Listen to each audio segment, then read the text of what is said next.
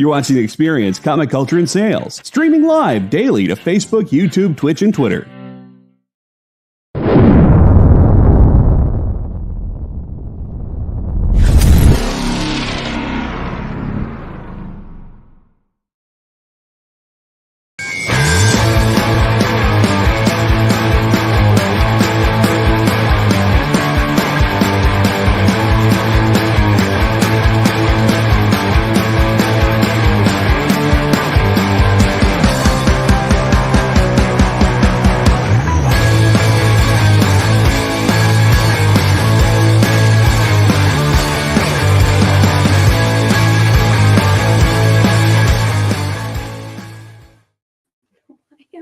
Slow at sharing. I don't know.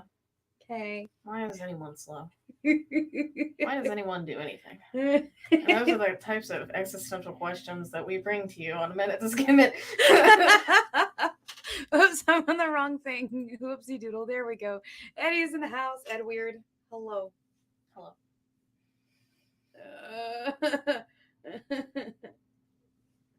You see, I am on here liking and sharing it, so I'm all of you guys. I'm hopeful all of you guys are on there doing the likes and the thumbs up and the shares and the follows. I don't know, wherever you may be. I hope you do that. I don't, but no one on my page is into comics, really. Aw. That's... Oh, I got the names right. No, I didn't. I got the names wrong again. It doesn't matter. Doesn't matter. So that's Jenna. I'm Alfie. Yep. The insanity. There was a lot of books. Man, my dog would actually freak out if you showed up at my place instead of me. I think mine would too. Yours is at least more social. Mine is just like, oh god. I'm the only person who doesn't bark at for coming home though. Mm. So he'd just be like rah rah rah rah rah bark bark bark bark bark bark. My dog is only just starting to make noises to me. So. It is May. It is the beginning of May. Yeah. Hello. Happy birthday to me. It's not today. Oh my god, you scared me. Like I was like, no. It's like after the 6th. I didn't remember that much. The only reason anyone should remember it is because the new Elvira comes out on my birthday. Oh my gosh, won't that be the best birthday gift? Yeah. So we have a lot of books. Mm-hmm. 1 or 9. All right, Alfie, you start. I'll follow your lead. Oh no. Don't follow my lead. No one should follow my lead, and that is a PSA. I don't know, your taste in books is pretty good. Yeah, but the CDC recommends that you stay far away from me. World Health Organization, it's no good. Oh my gosh. I don't know where to start. We have a lot of Carnage books. We want to knock those out? Yeah, sure. Okay. So this is Carnage Reigns Part 1, or Alpha. I guess that's technically Part 1, isn't it? I hope the second one's called Beta then. Maybe. Ow. Sorry, my cockroach earrings got stuck in my shirt. Anyway, the Carnage starts here. So, admittedly, I don't really know anything about Carnage. I feel like I say this about every time I read something Marvel. It's like, I don't know. But so you got, in this book, you have Miles Morales going up against the worst Carnage. Like, one that's like, oh no, I don't want to just kill you. I want to break your soul. Like. Yeah, that tracks for Carnage. Yeah, like. Yeah, that tracks. Like, going, full Hellraiser. Like, we're going to tear your soul apart. I have so many pleasures to show you. Yeah. I don't think he's into that bit, though. Oh, okay. More of just the torture. Oh, well, that's weird. However, his name is Cletus Cassidy, which I guess I can understand why throughout the book he's like, oh, yes, I'm Cassidy. It's like, Cletus. Your name's Cletus, dude. I'm sorry. I'm sorry if your name is Cletus. It's just that is the least threatening name. I mean, it's this guy. And it's just like, that is not the name I was expecting. But yeah, and I don't know if he's been introduced before, if this is the first time, but he's got like this kind of court jester type character named Ken, who's just like, oh yeah, like, this Carnage guy, true artist, into it. Oh yeah, with a K. Well, Cassidy, Cletus. Yeah, no, but Cletus is spelled with a C. Oh, they keep changing it. At least in this. Yeah. But yeah, it seems pretty cool. I do like this Carnage. Not a fan of his name, but I don't know. I like characters that are just like, oh, I'm into just like not just destroying you, but destroying your being. Like, I just think that's cool and neat and fun. So yes, it is from the. Yes, it is. I thought it was Enos. Is it Enos or Cletus? Now I'm questioning everything. I don't know. But that's been his name forever. Even when they did the movie, it was Venom 2. They took the story of Cletus. Oh, and they are like enlisting Scorpion to like help defeat this Carnage. Well, that tracks. Yeah. And Miles is all like, "Oh, thanks for saving me." And Scorpion's like, "Oh, I thought you were the other Spider-Man, so I wasn't really planning on helping you." But yeah, it seems fun. It seems like there's going to be a lot of Carnage. I like that. Speaking of team-ups to take out Carnage, this is Spider-Man 2099 Dark Genesis. This will probably be the biggest book of the week. There are like 3 or 4 first appearances in this book. So it's 2099. There's this scientist who has the symbiote for Carnage, of like our time Carnage, in a vial. And these guys break in. He accidentally drops the vial. Why were you holding a vial? Like, come on. For funskies. Oh! So he drops it. It takes over him. And then he just starts eating everybody. But this is the first time where, like, regular Carnage is, like... So he looks like rocks. But with, like, pointy, like, mohawk spikes down his, like, entire spine. And Spider-Man 2099 is trying to get... it taken care of. He can't get it taken care of. And his beating is so bad, it awakens 2099 Ghost Rider and 2099 Moon Knight. And another character that I'm not going to mention. And then also it ends with another character, because one of the people that Carnage 2099 takes out happens to be the Faja of another thing that should not be awakened. But here it is awake. So, a good 3-4 first appearances, new characters. Brandon, what's up? So definitely that is going to be probably one of the biggest books of this week, guys. Definitely pick it up. That was Spider-Man 2099 Dark Genesis #1. So many. It was actually a really interesting read, because Carnage has apparently been in this vial for like decades, and now that he's out, he's like, bro, I'm so hungry. He's just like, nom nom people, nom nom nom. Delicious people. Delicious people. Yeah. His mother said, twice removed mean. I never understood what that meant, by the way. Like, this is my cousin twice removed. Doesn't that have something to do with marriage or something? I have no idea. I need somebody to explain what I've never this means. referred seriously as someone, oh, that's my cousin twice removed, so... Just like, oh, that's my cousin. I haven't seen him in years. Yeah, like, that's my cousin. That's my cousin's cousin, which makes them my cousin. Like, that's my second cousin. Like, we're all cousins. There's like 10 of us. You're next. About like 3. I have 10 first cousins on one side of the family.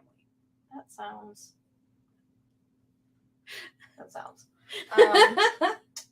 I don't have another Carnage book. Oh, do you want to knock my other one open? Yeah, go ahead and do yours. All right, so the other Carnage book that came out this week is Cult of Carnage Misery. Cult of Carnage Misery #1. Also, I think this is the first time, except for when Deadpool was taking out Carnage, that all the symbiotes like mix together. Like, one dog ends up having all the symbiotes in the Deadpool storyline. But in this one, and that was like many, many years ago. So in this one, we get to meet, what was her name? Liz Allen, which is the widow of Harry Osborn. And she's just kind of sitting around, flashing back to when he was alive, and they loved each other, and they were making themselves happy, blah, blah, blah, blah, blah. Well, now he's dead. What's up? Survival, right? Well, now he's dead now. And she finds a secret phone hidden in the couch, and she's so sick and tired of his secrets, she throws it, and it opens up a secret base where he finds all of the what's that? The book that they're talking about is right here. Oh, okay. Where she finds all of his Green Goblin shenanigans, the things that got him killed. And then their son is just like, no, don't throw away all of Daddy's toys. And she's like, you knew about this? Our son knew about your secrets, and me as your wife didn't know? Like, how dare you be dead?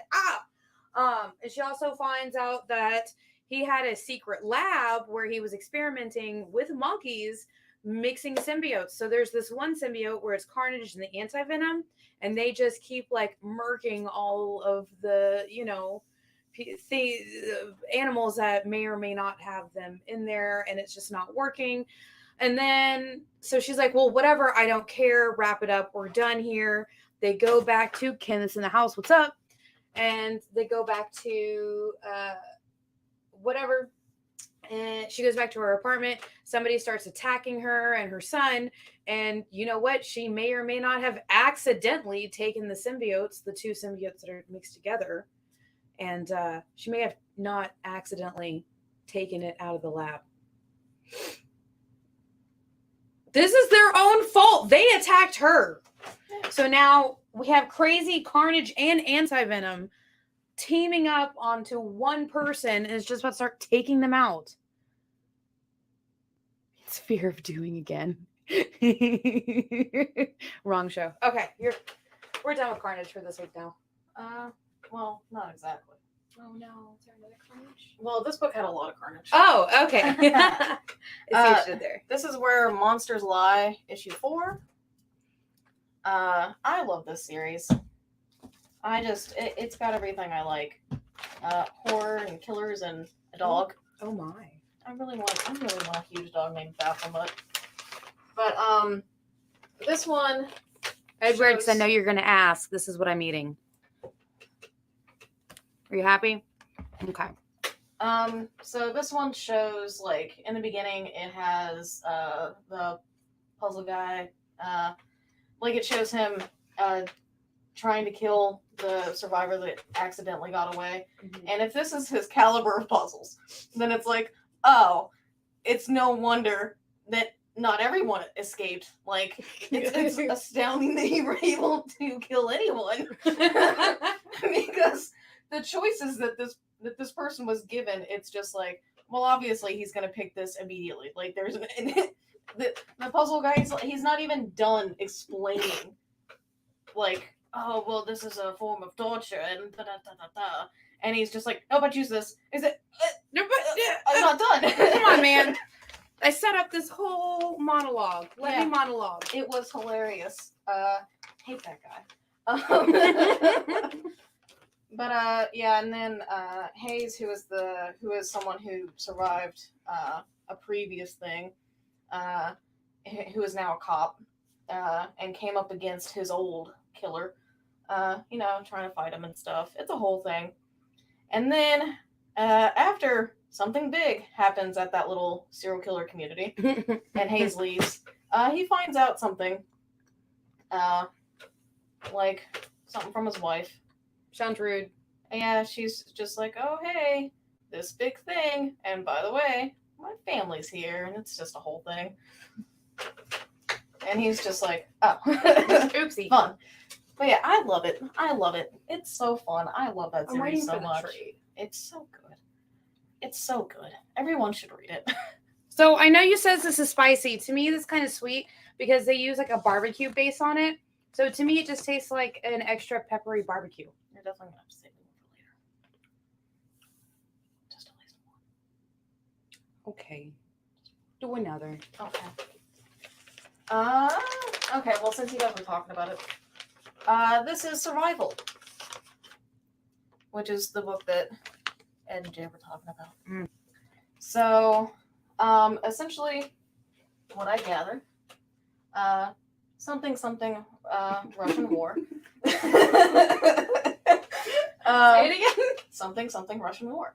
But no, this girl, she's gonna go see her dad at this, like, annual military get-together, mm-hmm. That has, like, a lot of, I'm guessing, retired military, but also ROTC type people. Mm-hmm.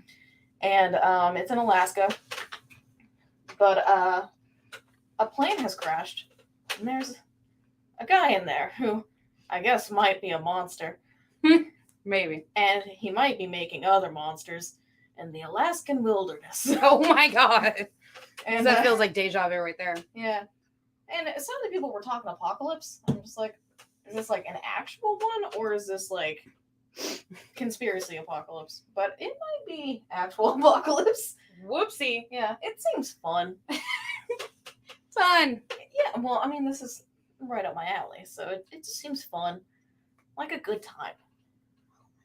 And you can't claim it now, Edward. Quit trying. That's next hour. And you can't claim it the second we turn the show on. I don't know. He could. If I had more than one. If it's the first book that pops up. If it's the first book, then maybe. All right, let's talk. Eeny, meeny, miny, this one. This is Junkrabbit number 2 from Image. And I don't know if you guys remember, I'm obsessed with this. Claim next hour. I'm obsessed with this series. We'll sell you every single book. I'll sell you all of it. So this is Junkrabbit number 2. I'm already obsessed. I was obsessed after the first beginning of the first one. So it opens up exactly where the first one ended, where the cops and their robots had shown up to the junk village, and they're all like, they shot Sister Rabbit Jessica in the face, and then the rabbit came down, and he's just like taking them all out, and even the robots are afraid of him, just being like, bro's taking out, no, and then just like yanked, right? Like, why would you give robots this kind of emotions? That's just a little weird. Yeah, for fun.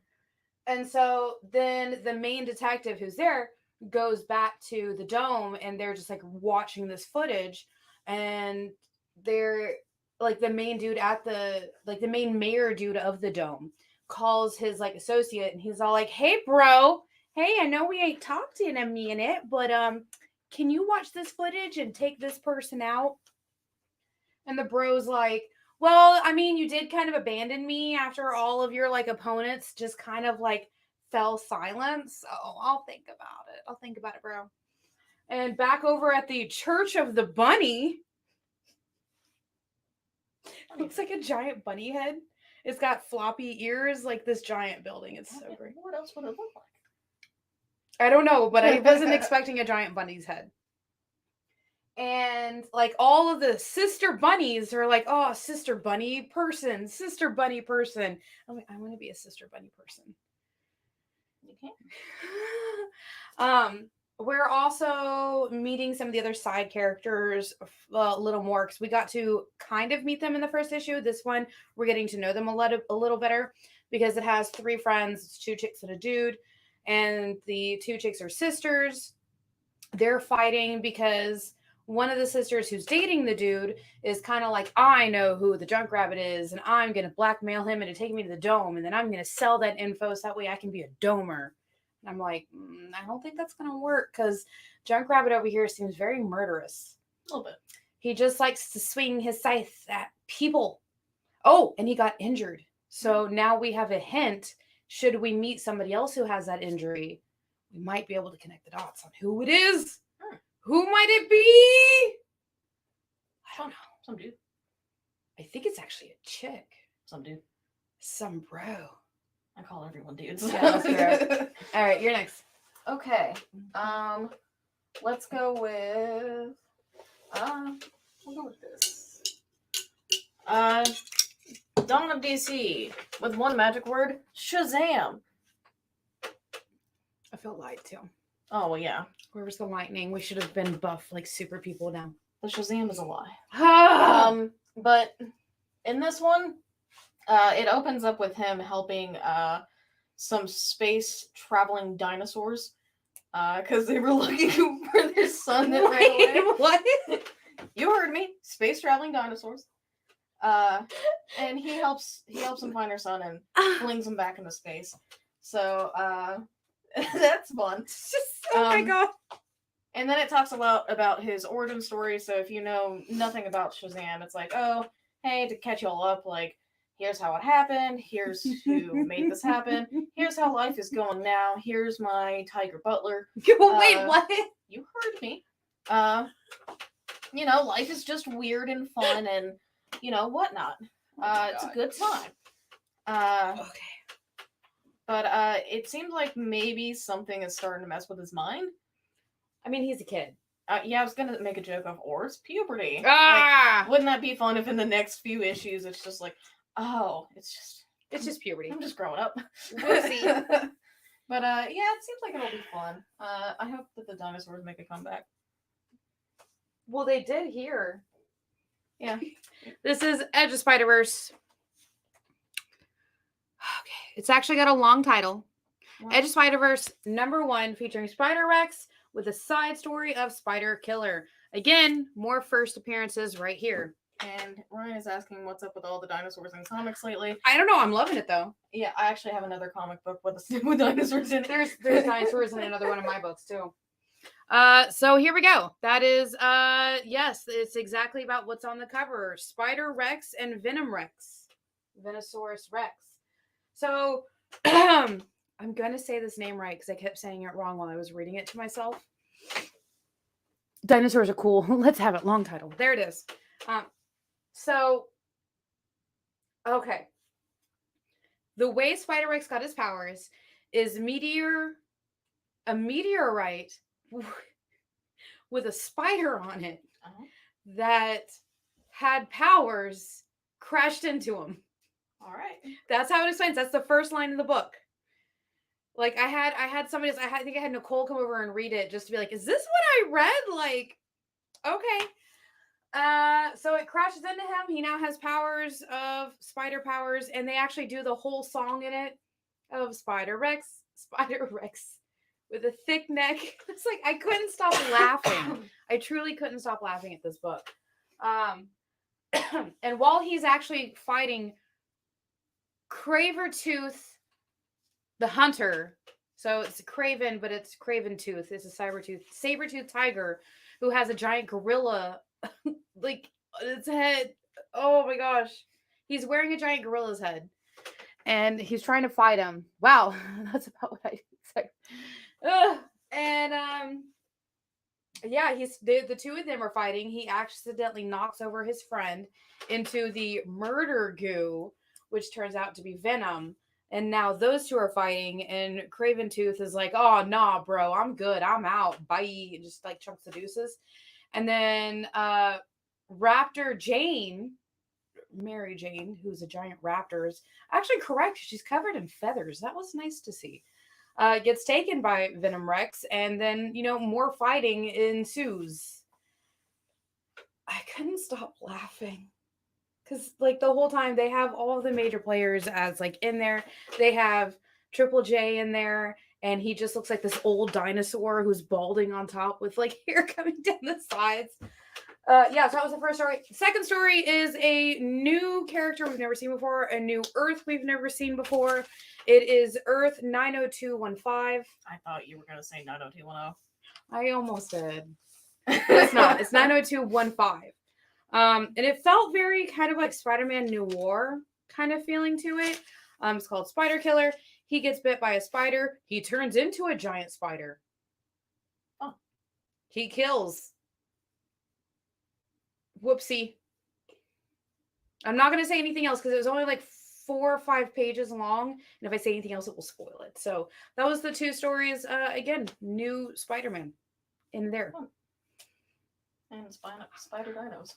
Spider-Man. Which I'll take care of my last dino book. Okay, so this is Groot. I am Groot. Just Groot. No, it's just Groot. I am Groot. Okay. We are Groot. No. No. Deny. Okay. I'm not that much into nature. But yeah, so this is Sapling Groot and 2 other saplings. I think one is named Gleef and the other was named something else. I am Gleef. Yeah. So it looks like it opens up with just fire, and Groot and his little buddies are like, oh no, this is bad. Whoopsies. They are made of wood, so fire is decidedly bad. Fire bad. But and then it cuts to a ship with I think it's Solar and Marvel on it. Oh yeah.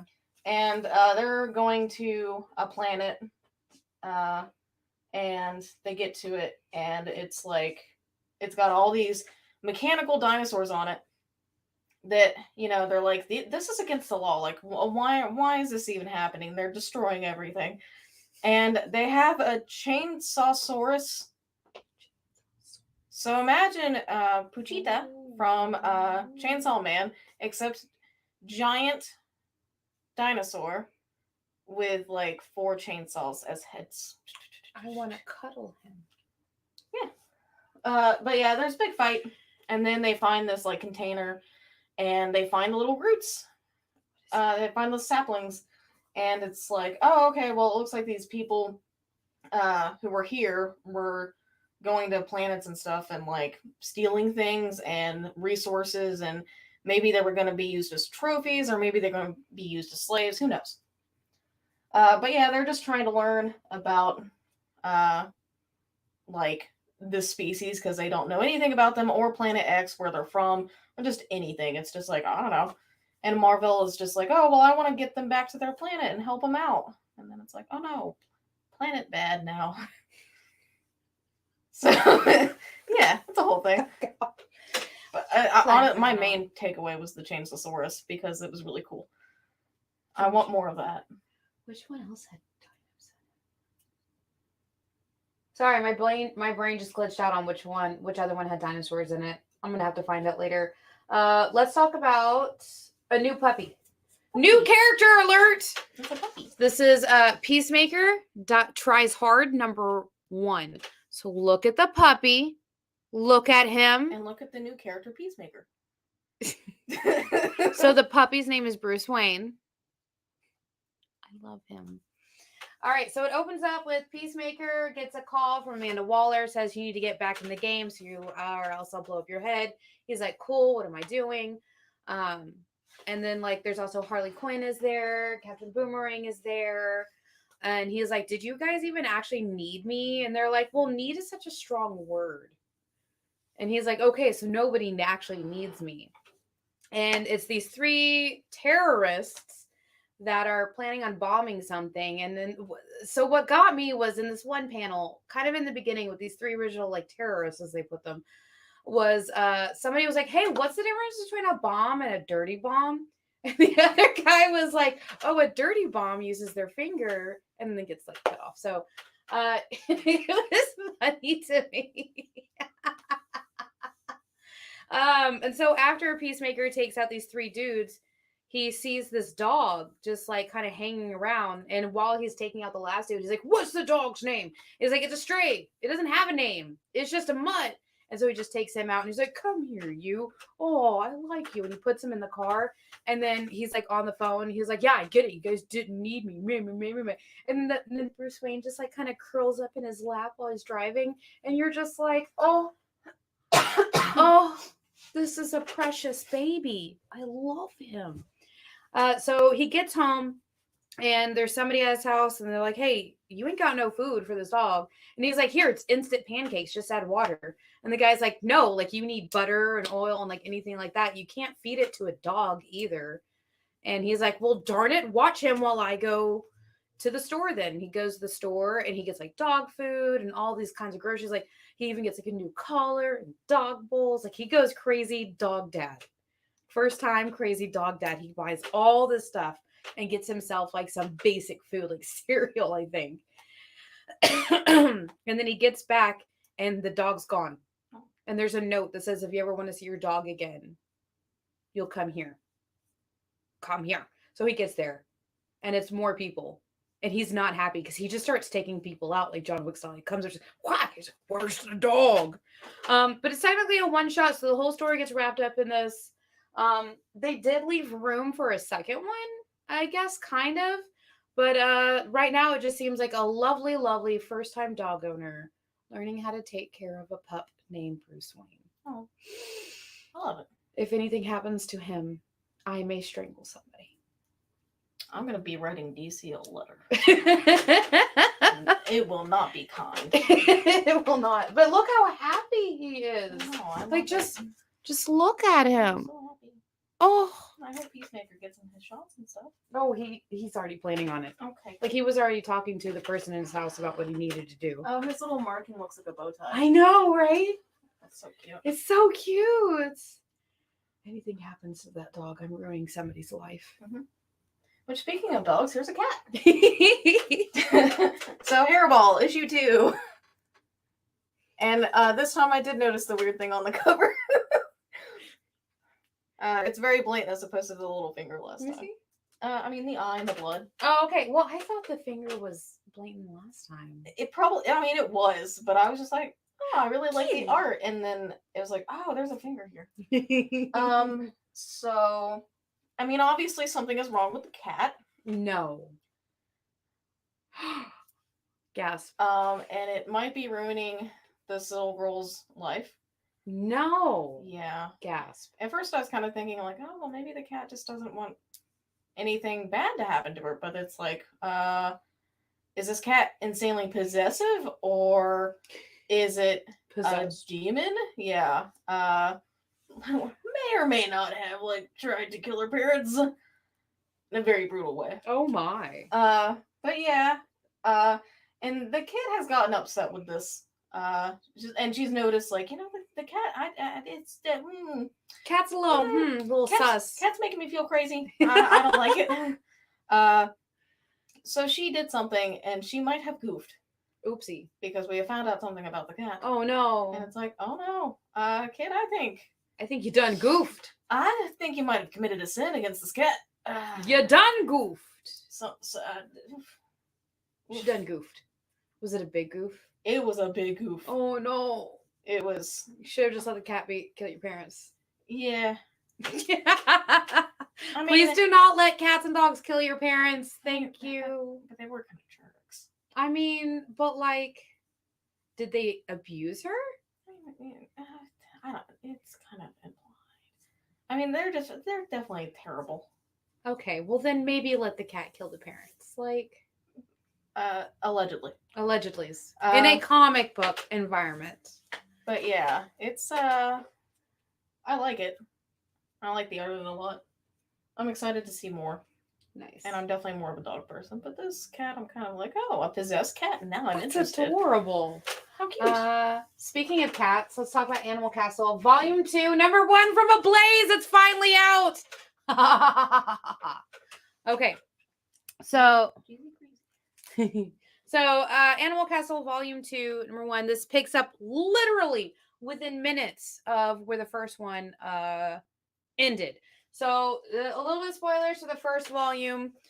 So number 1, who was a dog, is finally taken out after all the abuses that he used to put all the animals in this giant castle. So the premise of it is, and there's a recap in the first page. It's less than a paragraph, but like a nice quick little recap. It was nice. So we have, none of the animals actually have names. So like the dog's name was like number 1, or they would call him president. It was one of those things. Or bull, what are you doing? So in the first volume, the masters of this castle just left all the animals and stuff like that. And so it kind of descends into like an animal farm style, which I love. Animal Farm. It was one of my favorite books. All animals are created equal, but some more than others. Yes. And in this one, yes. So we have our main character, this cat, who is the mama cat. She has 3 little kittens, and she also really helped the sort of like uprising against number 1, the dog. And the bull finally got to take him out after being really upset that when he was really young, he wasn't strong enough to pull a cart. And so the dog took all of his animals, and took his mom out, like before the events of the first volume was happening. And so the bull finally got his revenge by taking out number 1.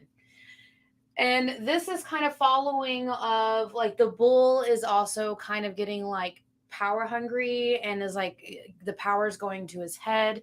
And so there's an election going on. And so we have our cat here who is like, okay, you know what?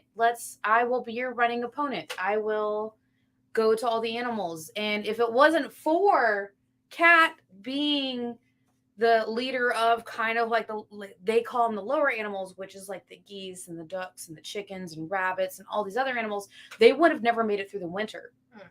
So, and then they also do all the farming, and they do all the stuff that actually keeps the castle running, kind of. And she's just like, hey, I'm a mom. I just want a better place for my kittens to be raised. So vote for me. And even the dogs are like, you helped kill our leader. Like, why? And then one dog's like, hey, that took a lot of bravery coming. That was kind of courage. Now get on out of here before I eat you. And she's like, okay. By the way, here's this giant board where I wrote up all the stuff that I'm running with. And you could tell the bull's not happy about it. So there may be some plots going on. I'm excited. I can't wait for more. It's such a good story, guys. It's so good. It really is. Nice. I'll have to check it out. It's so good. Okay. This is Pathfinder Wake the Dead Ashcan. So I think the official issue will be next month. Later, yeah. So this is it's a whole new cast of characters, and there's new places to explore and the whole thing. And from my understanding, it seems some people it's different people coming together because they all have a similar goal, but they didn't know each other before. And it's like, oh yeah, we're looking for this person, and she's in the land of the dead, and like, Rude. Where is she? Rude. So that's the whole thing, and they're gonna have to band together and also decide, like, well, if you guys find her, then I don't get paid. I have a problem with that. Oh, So they're gonna have to decide if their differences can, money. Yeah, money or family or whatever it is, or Somebody call Vin Diesel. Bring them all together. Right? I mean, the new movie's coming out soon. Oh, Jesus. It will never end. It will never end. Okay, guys. This is DC Batman number 135, but it is a legacy number 900. So this is Batman number 900. This is the 900th book ever of Batman to come out. Of this series, it's 135. I'm not going to lie. I was very confused on what's going on. It picks up right off where I'm not sure if Bane's dead or not. Oh, I hope not. I love Bane. I really enjoy Bane, but he was kind of laying on the ground, just like blood everywhere. And so was Batman. They were just kind of like bloody on the ground. And then he stands up. And then the main guy who's on the cover, he starts chasing. And this is where it gets a little weird. This is where it gets just a hinty poo weird. They just start jumping through all the Batman timelines. Huh. Like Batman 89, Batman Beyond. There was one Batman where the Joker had fangs. Oh, did they do the one with the beard that Kevin Smith had? Yes. Oh my God. Like they jump through like 10 or 15 different timelines of different Batman. And George Clooney? there was no George Clooney. There was no George Clooney. But he's the best Batman. I will fight you on this till the day we die. And then afterwards, I will fight with you while we're in line for whatever afterlife we're going to. Okay? This thing is, I'm not even serious. He's not my favorite Batman. I just like saying it. Michael Keaton. Michael Keaton. That's my Batman. That's my Batman. Kevin Conroy. Yes. Adam West is even in this. Like it's all the Batmans it's all of them. They're just jumping across all of them. It was a nice homage. But this is a major book. It's a Legacy 900, so definitely pick it up. Yes. Okay. So let's go with Lamentation. Lamentation. Is that what this says? Yes. The price tag is covering it up partly, so I was like, I don't know why I thought that was a C. Yeah, no, I was like, I don't know what this is, and then I opened it. I was like, oh, okay. It's 48 pages of fear. Oh my! Colin Bunn. I love Colin Bunn. Yeah, he's pretty great. So this lady, Jennifer, she's answering an ad for like an acting gig, and she gets to the theater. The theater looks abandoned. Like it's definitely one of those things where it's like, I'm gonna turn around and I'm just gonna go apply to Walmart. Like as a fellow Jennifer, if I walked into not worth it. Like no, I would say no. Yeah, but she goes in. She's not a true Jennifer then. Yeah, and immediately things are off. And they're just like, hey, we got to rehearse. We got to do the show tonight. Like, da-da-da-da-da. And it's like, all right. For auditions. Yeah. And she's replacing the lead. Oh, my. So, yeah. And when they go into the rehearsing bit of things, it changes from being on a stage to, like, you're seeing it as if it's actually happening. Oh. And part of it feels like maybe it is. It's kind of like, huh. Oh, the gasp. Yeah. But then it turns out, like, hey, like, I know you want to leave and all. You can't. I know you want to go out and get some air because you just slipped on some blood, but you can't. No, you did not. None of us can leave. This guy over here, he's been here for 9 months. So why did they call her there? It's probably one of those call of the, like, paranormal things. Oh, Jesus. But, because it's not like they could send out an ad. They're stuck there. Well, I mean, no cell phones? No service. No, it's a broken world. So yeah, they're stuck there. And they definitely don't know who is actually the antagonist in the play. He just kind of manifests when they're doing rehearsals. Yeah, it feels like almost like Phantom of the Opera Edie. Oh. But I don't know if it's actually going to be a romance. I feel like it's probably just going to be like a, oh no, this is actually bad. Oh no. But yeah, they're like, oh yeah, we can't leave until we put on the play. But things keep coming up, and like the dude who's like doing the set design is constantly like, I don't like the way this looks. We got to change it. It's like, no, dude, to the play so we can go home. We're done. It looks fine. Don't worry about it. It's a whole thing. I'm excited to see where this goes. I think it's. I may have murdered that dude. Oh, instantly. Instantly, shut up. But then you have to set out another ad for another set designer. Okay, and that set designer would be filled in right away and realize, oh, the sets we have are perfect. Let's do it. We're done. I'm feeling like maybe that there's some reason why they can't immediately say anything. Well, why did they have to replace the main lead? Is she unalived? Oh, okay. Let's do another one. How about Grimm Fairy Tales, the 2023 May the 4th cosplay special. So the first 4 or 5 pages was actually story before it was all cosplay. What was it? It's a mini story about Red Agent, as we all know as Red Riding Hood. She's Red Agent. She's half wolf, half spy, and half out of her mind. That's 3 halves. That's what she said. That's how the book started. Okay. 1.5 person. She's super mad to be at wherever she's at. And that's all we have for the story. Oh. And then it's just lovely, lovely. All the ladies of Zenoscope are in this dressed up as different Star Wars cosplays. One of them was a whole lot of butt. Yeah, that's it. That's all. Okay. It was lovely.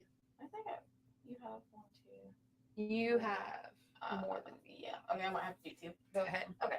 I'll make you another piece. So this is Betty and Veronica, Friends Forever, Game On. Game on. So there's a long title for you right here. And this is actually, I think it's 3 or 4 stories. I think 4. And they're all video game related. They all make references like, you have your Jumpman and your Mario and Luigi and all these other ones. I liked the first one the most because it has these characters, Amber Nightstone and Trick and Treat. Oh. And so obviously I love all the spooky things. Sabrina and the Teenage Witch.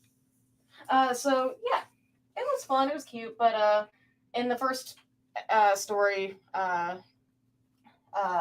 Nightstone is kind of putting people in the games, and they're running across the games, just being like, just trying to get out of here. Just trying to have fun playing games. And Trick and Treat are like, let's keep messing with them. It was fun and cute. And then there's one where Archie gets addicted to a video game, and the only thing that could bring him out of it was a kiss from Betty and Veronica. Life's so hard for Archie. Yeah, so hard. So hard. But yeah, it was a fun, cute thing. If you like video games, you'll probably like this. It was really cute. Okay, next. I just realized we have a bunch of books left. Yes. So this is Before the Fall, X-Men, Sons of X. Oh. Who was X, you ask? I don't know. But they're all sons of them. Okay. So once again, we do have a clone of Sinister because Oh my god. Mother Righteous is a clone of Sinister. And we have like timelines. She Sinister's never remembers gonna stuff end. from the timelines that's happened, but she's like the only one that remembers. And then Nightcrawler is being held by this anti-mutant group, and this group is changing mutants into monsters at random, just and they're like profiting from the propaganda. Like, yeah, see, mutants are terrible. They turn into monsters. And Nimrod and Nightcrawler's mother is behind that. It's a whole thing. And the rest of this group of the Legionnaires, they're doing like dream simulations to see like what the best course of action is. It was a lot. The Sins of Sinister and now this is it's gonna be a lot for me. It's just a lot to take in, especially when you're trying to get through comics as quickly as possible. It's like I'm gonna have to reread this. There's too much. I can't handle it. Well, I mean, it's only a minute to skim it. Yeah, Sorry, that was but it's a lot to skim. It is a lot. Okay, so I think these three are more or less. Okay. Buffy the Vampire Slayer, The Lost Summer. This is number 1, but it's technically a one-shot. Please, if you are out there and you are a comic book creator, if it is a one-shot, please say one-shot. Don't put number 1. That just makes me angry. That gets me excited for the next one. When there's not another one. Mm-hmm. So this is Dawn back from summer vacation. She's back at school. And they're like, well, what did you do for your vacation? And so she talks about how Spike is now living in her and Buffy's basement. And Spike is watching, it's the Antiques Roadshow, what they call it the Relics Roadshow. And he's just watching it. And then him and Buffy start making out. And then he stops and just starts staring at the screen. And Buffy's like, really? Really? You want to watch Relics Roadshow over making out with me? Like, come on. And he's like, hold on a second. So she walks out. And then we view back at the screen, and it's a really, really old journal. Come to find out, and the next thing, where it was actually a journal that he wrote when he was still human of all of his really bad poetry. Oh. And people are just like, oh my gosh, this cringe journal, guys. It's an antique. And he's like, oh my God, I need to get it. And so to convince like Giles and Buffy and everybody else that they need to go and get this, he's like, one of the most cursed books I've ever seen. It's so cursed. It's like the Necronomicon, I swear. It's so bad. We need to get it. And they're like, well, I mean, okay, if you came across it in your, bad days, like, yeah, let's go get it. And he's like, yeah, we need to go get it now. And so they're going to get it, and they come across this kind of like antique like house that they stay in. And it talks about how in colonial days that women were brought up from like the different ports and stuff because they couldn't find any women in the village that were pious and virtuous enough to be marriageable. And a lot of these women that they got from the ports had never been like to that part of the world. And so they were getting sick. They were very pale because there was no sunlight where they were. And so nobody would marry them. So the nuns took them in and boarded up the windows so they'd stop getting sunburnt. Like my house. And a lot of the like villagers were just kind of like, oh my gosh, they're demons. We need to kill them. Because, they're not in the sunlight because, sunburn.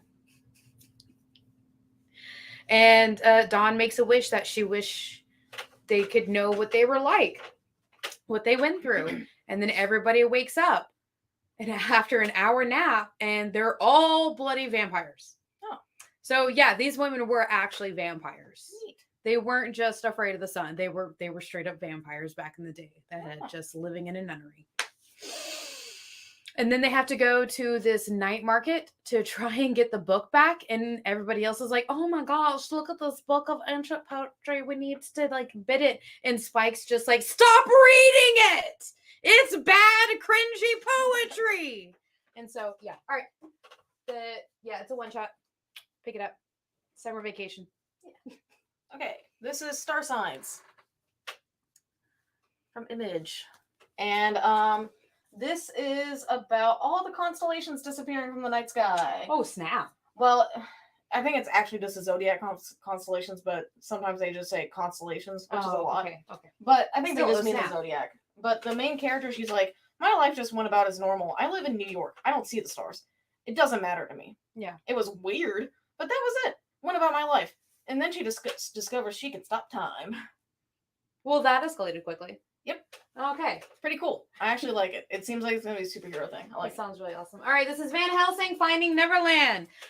We're picking up right where the last Van Helsing one shot, and it's her and Gretel. They are now in Neverland. They've never been in Neverland. They had only heard of Neverland from Sella before she died and knew it was a cursed place. She accidentally comes across one of her relatives who's like the head of the chamberlain of the city that they accidentally show up in. And she's judged for, execution. And she was like, before you execute me, you underestimated me. Smoke bomb. And they're gone. And so now she's just trying to get out of Neverland. Huh. Yeah. Cool. Go. Okay. Speed run. Almighty, number 4. Lots of number 4s this week. Or at least with books that I'm keeping up with. So, Fala and the girl that she's trying to rescue and get home have to go to Zone 1 because Fala is like, she's damaged. And she just can't go anywhere right now. Zone 1 is where a horrible accident happened. So people are now mutants. Rude. Or mutantish. Right. And the girl that she's saving is having weird dreams now. And also, when she was wandering the street looking for supplies, a man saved her from one of the mutants and was talking about like the Great Mother and her milk, and how people they love it. They're obsessed with it. It's weird. I don't know where the rest of the story is going, but I love it. It's really cool. Definitely pick up Almighty. All right. Speaking of very weird, this is my last book, and it was actually my pick of the week too. This is Monomyth number 1 from Mad Cave. Super good. All right. So it's 2 storylines. They collide. A lot of people die. Oh, okay. Oh, sorry. Okay, so the first one is kind of like ancient stories, like ye old times. It's a magician casting a spell because he needs more magic people. And then in the now present day, it's 7 people around the entire world, and they're all like about to die. And apparently that awakens magic. And 2 of them are twins, 2 of them are lovers. Another dude is just like, did you want to see a magic trick? Ho, ho, ho, ho, ho, ho. People die. Lots of people die. Oh my God, people die. Huh. In horrible, bloody amounts of ways. Oh. Yeah. Well, speaking of people dying, that actually perfectly goes into this. This is Blood Tree number 4. So the agents, they know exactly who is doing all the murders. They know exactly why. They are, like, the murders are happening because of, like, the dude is murdering people that are relatives to serial killers. It's a whole thing. He just thinks that, like, oh, well, sons of your father, Sorry, don't know what to tell you. Whoopsie doodle. But Dario, the main detective guy, he finds out something, and he's like, oh no, this family secret. Now my family's in trouble. Oh, It's a whole thing. Oh, no. It's pretty great, though. I really love this book. You should definitely check it out. It does look good. It is really good. I think I'm set for the trade. All right, guys. So, like I said, Monomyth was my pick of the week. What was your pick of the week? Where are Monsters Like? Because I still really love that book. That does sound like a really awesome But book. as far as number 1s, I'd say Lamentation. Oh, it does sound really good too. And I like Colin Bunn a lot. And also, the set designer is on my hate list. Oh, yeah. He's on my hate list. He's annoying. He's so annoying. It already sounds it. So there was lots of number 1s, lots of first appearances, lots of new characters, lots of good books. Definitely get down to your LCS. I've been Jenna. I've been Jenna. No, wait. I'm Alfie. Yeah. This has been Minute to Skim It on The Experience. Bye.